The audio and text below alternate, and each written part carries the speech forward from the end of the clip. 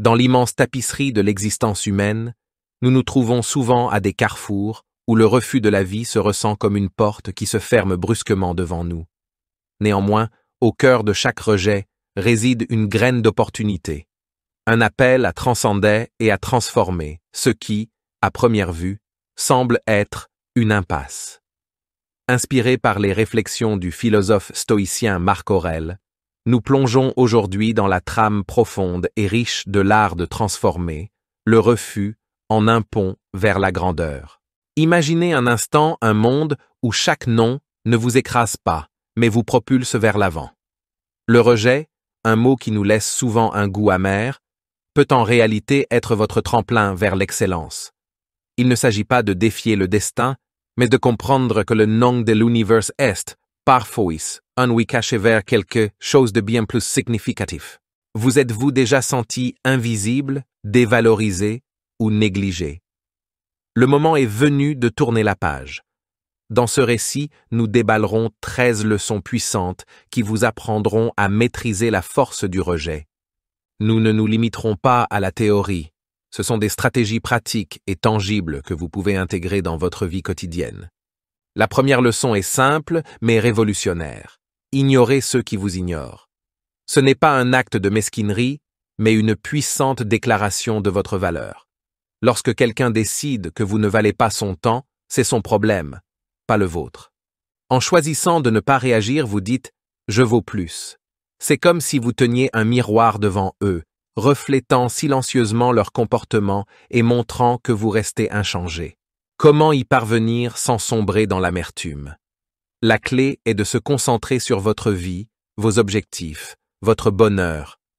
Plongez-vous dans des activités qui vous enrichissent, que ce soit en lisant, en pratiquant un sport, en apprenant une nouvelle compétence, ou simplement en profitant de la compagnie de ceux qui vous valorisent. Il ne s'agit pas de se venger, il s'agit de réclamer votre énergie et de la mettre là où elle compte vraiment. Parfois, le rejet fait mal, mais au lieu de languir dans cette douleur, utilisez-la comme un catalyseur pour la croissance. Construisez une forteresse d'autorespect et laissez leur indifférence rebondir dessus. Vous ne survivrez pas seulement à leur rejet, vous prospérerez malgré lui. Cette approche ne démontre pas seulement une maturité émotionnelle, mais c'est un témoignage de votre force intérieure. Souvenez-vous, votre valeur ne diminue pas en fonction de l'incapacité de quelqu'un à voir votre valeur.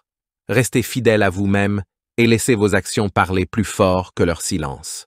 Ne réagissez pas émotionnellement au rejet. Cela peut être douloureux et vous pousser à réagir de manière impulsive. C'est ici que la sagesse stoïcienne nous offre un outil inestimable, la sérénité. La philosophie stoïcienne, aussi pertinente aujourd'hui que dans la Grèce antique, suggère d'adopter une réponse calme et réfléchie. Il ne s'agit pas de supprimer vos émotions, mais de ne pas les laisser vous contrôler. Si vous êtes ignoré, au lieu de vous fâcher ou de chercher l'approbation, faites un pas en arrière et demandez-vous « Pourquoi cela me dérange-t-il » Souvent, ce n'est pas le rejet en soi qui nous blesse, mais nos propres insécurités. C'est là que nous devons être pratiques. Respirez et réfléchissez à pourquoi ce moment ne vous définit pas. C'est juste ça, un moment. Le stoïcisme nous enseigne à nous concentrer sur nos actions et réponses, pas sur le comportement des autres. Maintenez la courtoisie. Easy, soyez aimable. Si vous ressentez le besoin de prendre contact, faites-le avec une véritable préoccupation, sans attente. Cette approche ne consiste pas à être passif. Il s'agit de posséder vos émotions. Il s'agit de reconnaître que votre estime de soi ne dépend pas de l'approbation des autres. La force de votre réponse, pas la manière dont les autres vous traitent, est ce qui fait vraiment la différence. Adopter cet état d'esprit n'est pas facile, mais il est transformateur. En maîtrisant la sérénité face au rejet, vous ne gérez pas seulement une situation difficile, vous grandissez. Vous apprenez que votre paix intérieure ne dépend pas de la validation externe. C'est un voyage vers l'affirmation de soi, où vous apprenez à vous valoriser indépendamment des autres. En faisant cela, vous démontrez une véritable force et résilience. Et savez-vous quoi? Cela est incroyablement attrayant. Les gens sont attirés par ceux qui sont sûrs d'eux, qui ne s'effondrent pas au premier signe d'indifférence. En maintenant votre calme, vous ne vous débrouillez pas seulement, vous prospérez. vous devenez quelqu'un qui fait face au rejet et le transforme en un tremplin pour la croissance personnelle. C'est la voie stoïcienne. Éliminer le rejet de votre esprit devient un outil puissant dans votre arsenal. Il ne s'agit pas d'oublier le rejet ou de prétendre qu'il ne fait pas mal. Il s'agit de canaliser cette expérience en quelque chose de transformateur. Commencez par reconnaître le rejet, ressentez son impact, mais ne laissez pas cela ancrer vos pensées. Comme un marin expérimenté naviguant sur des mers tumultueuses, utilisez les vagues pour avancer, non pour renverser votre bateau. La transformation du rejet nécessite un changement de perspective. Imaginez le rejet non comme un obstacle, mais comme un panneau de déviation qui vous guide vers de nouveaux chemins et opportunités. Explorez des activités qui enrichissent votre esprit et élargissent votre horizon. Plongez-vous dans un livre qui défie votre façon de penser.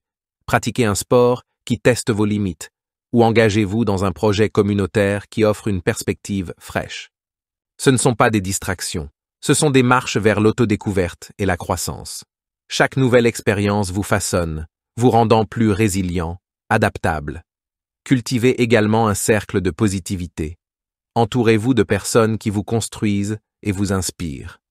En leur compagnie, partagez vos espoirs et écoutez les leurs. De telles interactions créent un environnement où la croissance mutuelle prospère.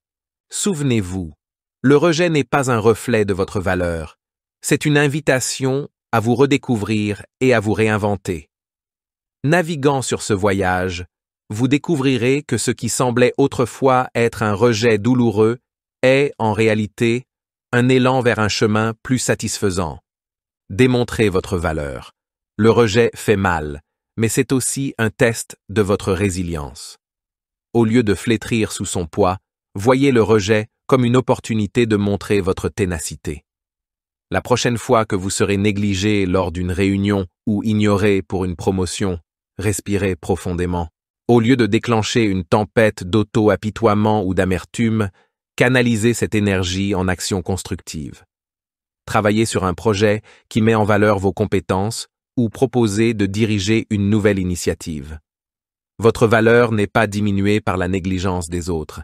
C'est une opportunité de briller plus fort sans être affecté par les ombres du rejet. Souvenez-vous de l'ancien adage. Quand une porte se ferme, une autre s'ouvre. Ce n'est pas seulement un réconfort vide, c'est un plan d'action. Le rejet n'est pas un reflet de votre valeur, c'est une déviation vers là où vous êtes plus nécessaire.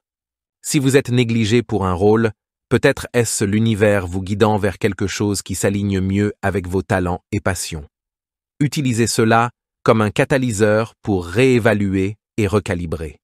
Quelles sont vos principales forces? Comment pouvez-vous les utiliser au mieux? Il s'agit d'écrire votre histoire de succès, où chaque revers est la préparation pour un retour triomphal. Il ne s'agit pas de sourire face à la déception. Il s'agit d'embrasser le spectre complet des émotions et ensuite avancer avec grâce. Le stoïcisme nous enseigne à nous concentrer sur ce que nous pouvons contrôler, nos actions et réactions. Lorsque vous faites face au rejet, surmontez-le avec empathie, tant pour vous-même que pour les autres. Peut-être que le collègue qui vous a négligé lutte avec ses propres insécurités. Offrez de la compréhension, non comme une faiblesse, mais comme une preuve de votre force. Grandir de ces expériences, réfléchir sur elles, apprendre et ensuite émerger comme le phénix des cendres du rejet, plus fort et plus sage qu'avant. Le rejet, donc, n'est pas la fin de votre histoire. C'est un tournant dans l'intrigue qui vous mène à être la version la plus authentique et résiliente de vous-même. Affrontez-le avec la sagesse des siècles et la vitalité de la jeunesse, et observez comment il se transforme de votre plus grande peur à votre plus grand allié dans la croissance personnelle et le succès. Et maintenant, j'aimerais entendre votre voix dans ce voyage. Avez-vous déjà vécu une situation où le rejet s'est transformé en un tremplin pour votre croissance personnelle? Comment avez-vous transformé un non douloureux en un puissant oui vers votre propre développement? Savez-vous quoi dire à un narcissique pour qu'il vous respecte et tremble devant vous? Cliquez sur oui et découvrez-le.